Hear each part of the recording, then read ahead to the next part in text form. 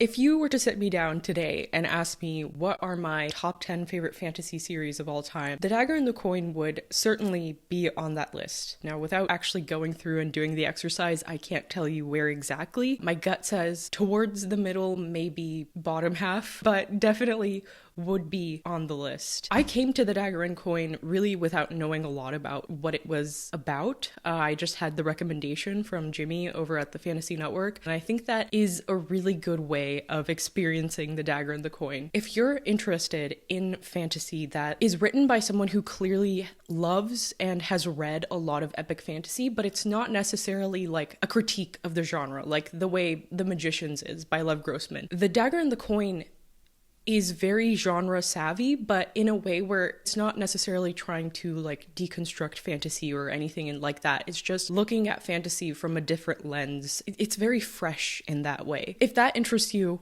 just off of that, click off this video, honestly. Like, go into it not knowing anything, because that's what I did.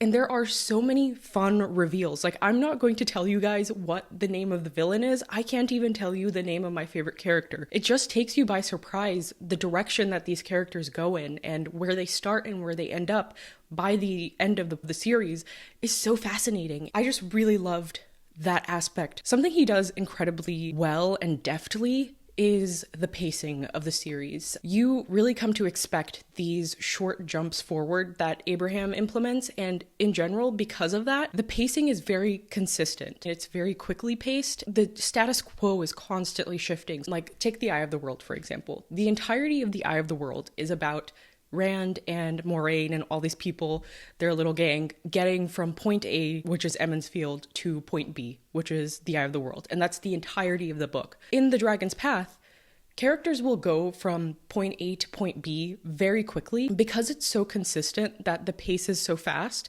it doesn't feel jolting. It doesn't feel out of nowhere. And that really allows Daniel Abraham to cover a lot of ground, both literally, like in terms of characters traveling very fast, but also stuff just happens so quickly and you never know what's going to happen next. And I loved that about this series. Given that we move so quickly and there are so many different locations that these characters go to, you might think that they start to blend together, but I think Abraham's world building is incredible because all these cities have such a distinct character and feel to them. A character in like the city of Porta Oliva drinks coffee and eats like spiced meats, whereas in Camnopol, the characters eat like buttered pastries and they drink ale. Like, it's very subtle how he weaves in these details about the food that people eat and the way that the roads are wide or narrow depending on the history of the city, the architecture. All of these things feel so lived in and specific to certain places. So I already did a review of The Dragon's Path, which you should go check out. I think I talk a little bit more specifically about character and like what the series is about in that.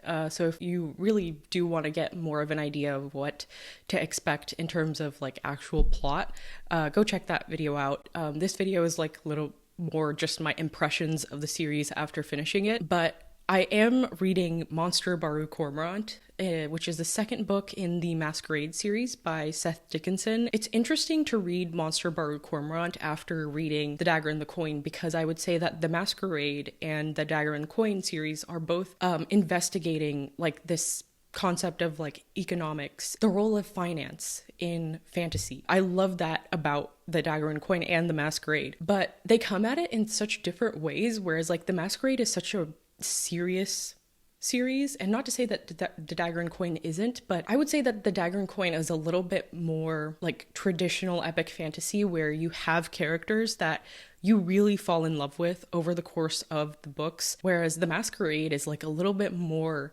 cerebral. And I bring up that word because I use the word cerebral to describe The Dragon's Path in my review.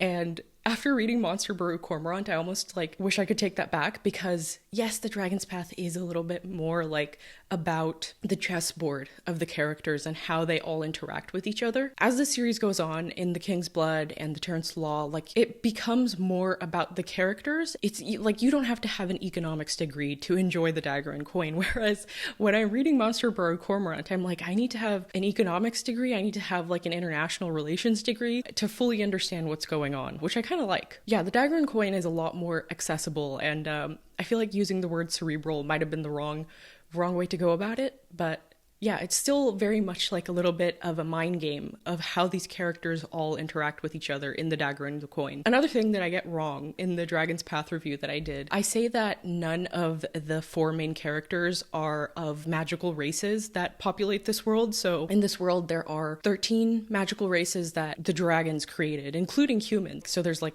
the normal humans, which are first bloods, wolf people, some of them are like fairy. I say in that video that none of the main characters are of those different fantasy races, and that's just not right. Cytherin is half Senai, so she has this sort of fae-like quality to her physicality, and that does come into play a lot. Another thing I say in the Dragon's Path review is that I'm interested in seeing how Abraham will deal with the fact that there are all these different races who have such different physiologies, and I think he has a lot of interesting things to say in general about the role of propaganda. Like you could say that this entire series is like a metaphor for how propaganda influences us and how that plays a role in war and finances and economics, how propaganda has the power to shape our world and completely warp our sense of reality. And I found that to be incredibly relevant and interesting to see it played out in a fantasy world. I think in general, something I really appreciate about The Dagger and the Coin is how, even though the books are, about this tension between war and economics and how these things interact, it's still very much a fantasy series, and there's not a lot of like huge magical moments, but there are still moments of what I would call Deus Ex Machina, where instead of Gandalf the White showing up, it's a character coming up with like a financial plot. And so it's less magical spells and more like contracts saving the day, if that makes sense. It's such an interesting way of going about it, but it still has that same like epic fantasy quality to it, just in a completely different setting and context. If I had to rank the books, this is how I'd rank them. So The Widow's House, least favorite. Not a bad book, just had some dead moments, and I think that comes from being like the penultimate book of a series. There's a little bit of setup and that kind of thing going on.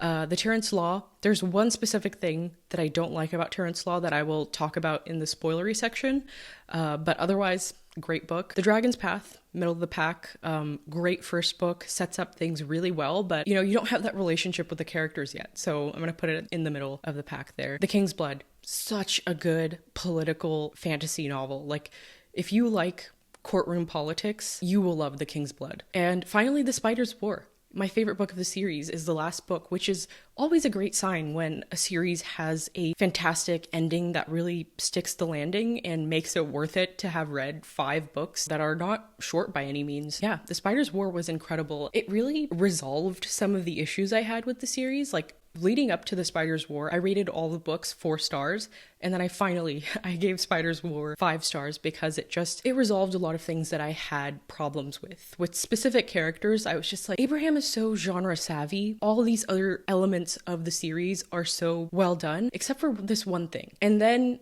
I got to the last book and I read like certain things and I was like, I see what he was trying to do, and I love it. Such a good ending. It wasn't what I was expecting at all, and yet I think Abraham sets it up really well. Everything that he does, from, certain repetitive phrases of dialogue, character traits that you're like, why does he keep harping on this, come to fruition in the last book. I'm very excited to read more from Daniel Abraham. I think the next thing I will read is probably going to be The Long Price Quartet. I'm not a big sci-fi girly, so I probably will skip The Expanse, but that is my very rambly and all over the place review of The Dagger and the Coin. I hope this helped clarify whether or not the series would be for you, and if I didn't cover anything or you have any specific questions, feel free to leave them in the comments down below. Thank you so much for watching, and I will catch you in the next video.